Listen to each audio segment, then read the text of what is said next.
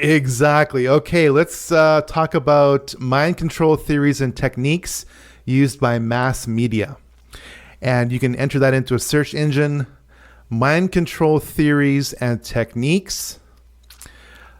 And this comes from an article by Vigilant Citizen. As we're bringing that up, Leonard, we had a thought.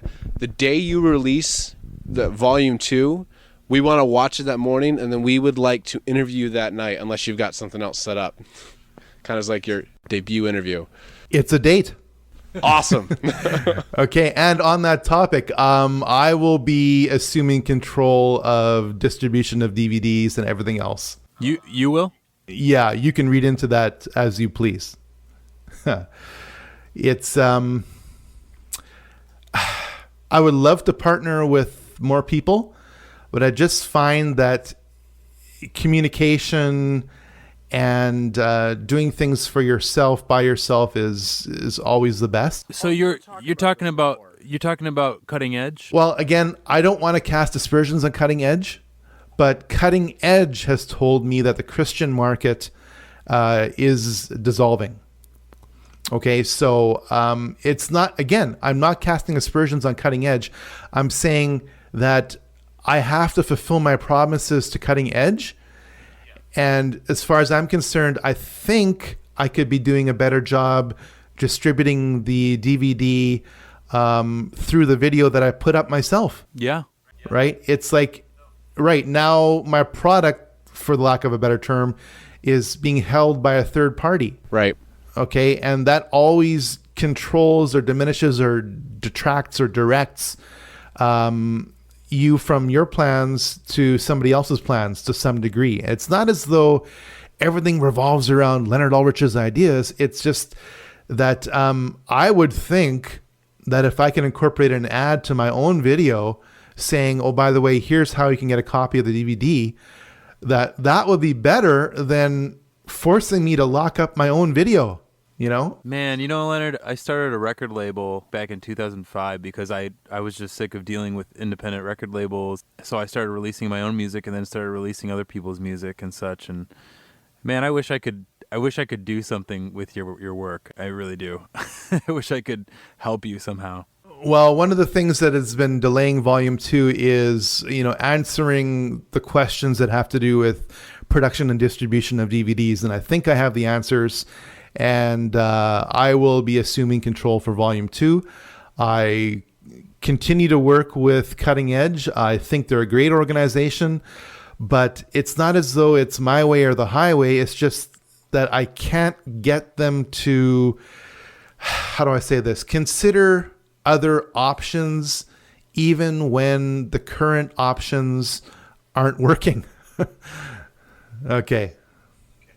I'll just leave it at that because I do believe in Cutting Edge and its ministry. I really do. Yeah, they're one of the few out there that are actually doing something with this kind of stuff. So well, exactly. So I want them to succeed. I really do. And it's I hate to say this, it's an entire food chain and that I can't necessarily support. If I'm on a radio show, Cutting Edge has to sell cases of DVDs for about $3 a piece to that radio show. I mean, they're barely making anything at all off of me, So I can't fault them for that. It's just that it's a food chain, it's a structure. And as far as I'm concerned, I want artistic control. I want distribution control. I do not want ads on my videos. And again, on that topic, just briefly, there will be a secular version of my film on, I hate to say this, UFO TV, and you can read into that as you please.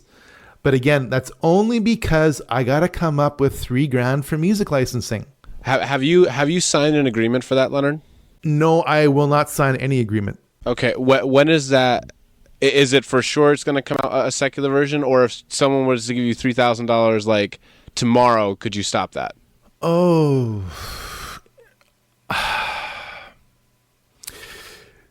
You boy, you're asking a loaded question. It's possible.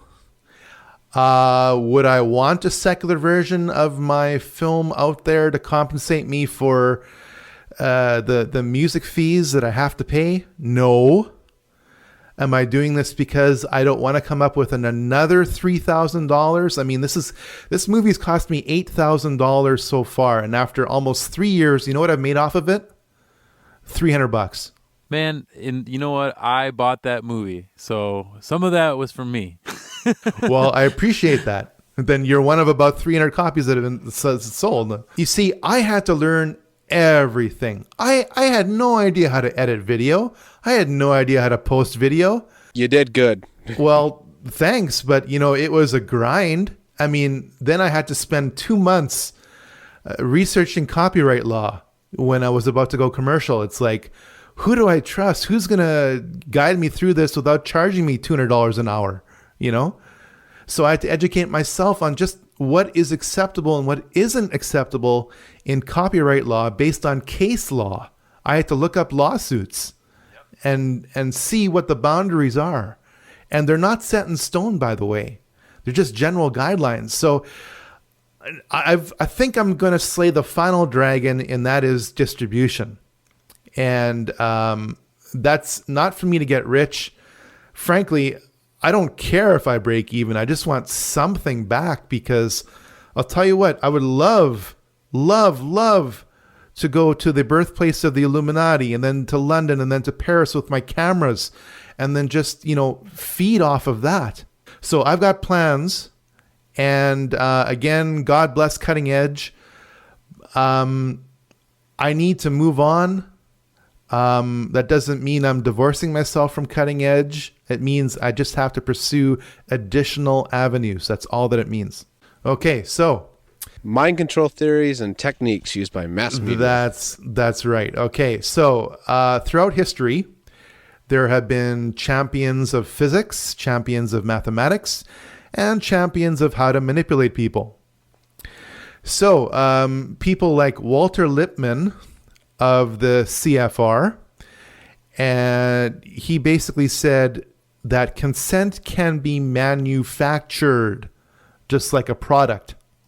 Yes, it can. That's right. And then along comes another guy called Carl Jung. Now this guy, Carl Jung, is one scary dude. Is that the same Jung of the Myers-Briggs, those kinds of mind tests? I'm not sure in particular, but I do know that Carl Jung wrote a book called Synchronicity. And basically, Carl Jung got his ideas from demonic sources. I mean, there's no other way to describe it, because he says so in his own writings.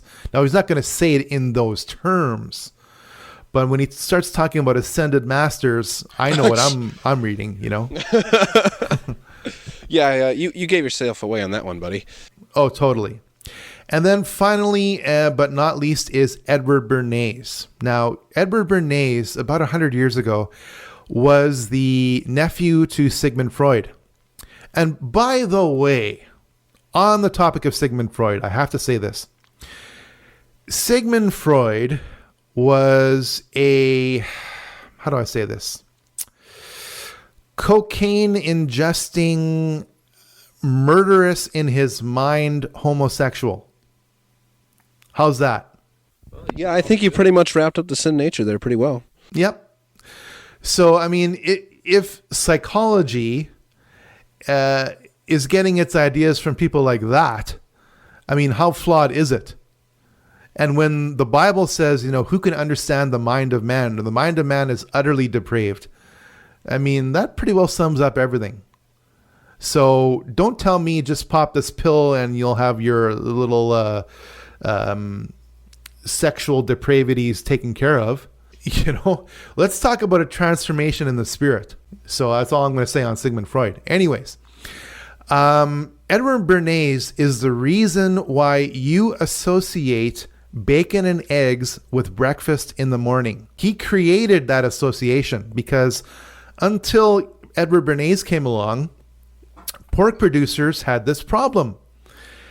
That problem was called bacon. And there was so much bacon lying around after people wanted their hams that they had to market this bacon. So along comes Edward Bernays. I'm not kidding. I mean, I'm just summarizing the highlights here. And Edward Bernays was, and I'm saying this tongue in cheek, the feminists' best friend. Because the feminists back in the early days would light cigarettes and hold them up as torches against male oppression. What? And I'm going, you're championing a tool of lung cancer as a way for you to, unchain yourself from male oppression? Bravo. Give your head a shake. So Edward Bernays was hired by major corporations like R.J. Reynolds Tobacco to come up with a brand of cigarettes that appealed to feminists. And that brand is Virginia Slims, because after all, you've come a long way, baby. Oh. That's funny. You never see a guy with a pack of Slims. No. So, I mean, it's all marketing. And anyways, in his book, literally entitled Propaganda, about 80 years ago, he said the following: the conscious and intelligent manipulation of the organized habits and opinions of the masses is an important element in democratic society. And it goes on, another 5 sentences. Those who manipulate this unseen mechanism of society constitute an invisible government, which is the true ruling power of our country. We are governed, our minds are molded, our tastes formed, our ideas suggested, largely by men we have never heard of. This is the logical result of the way in which our democratic society is organized. Vast numbers of human beings must cooperate in this manner if they are to live together as a smoothly functioning society. Our invisible governors are, in many cases, unaware of the identity of their fellow members in the inner cabinet. So the guy who is hired by major corporations to mold society is telling you how society is molded. And he talked about that about 80 years ago. And I'm wondering what he would say about, modern 21st century digital propaganda. I mean, it's just unbelievable. It's a whole other league. Okay, now moving on. Let me send you another article here. It's called Investor Psychology, Fear Turns People into Sheep. Okay, this is a really important article because this article is based on a journal in sociology by 6 sociologists who tried to determine just why it is, or why it was, that people still believed that Iraq had something to do with 9/11 and possessed weapons of mass destruction when all the evidence pointed to the contrary. Okay, years after 9/11. So the sociologists basically confronted people with the following quotation out of the mouth of George Bush himself on high definition video in a White House press conference. And this is a quote.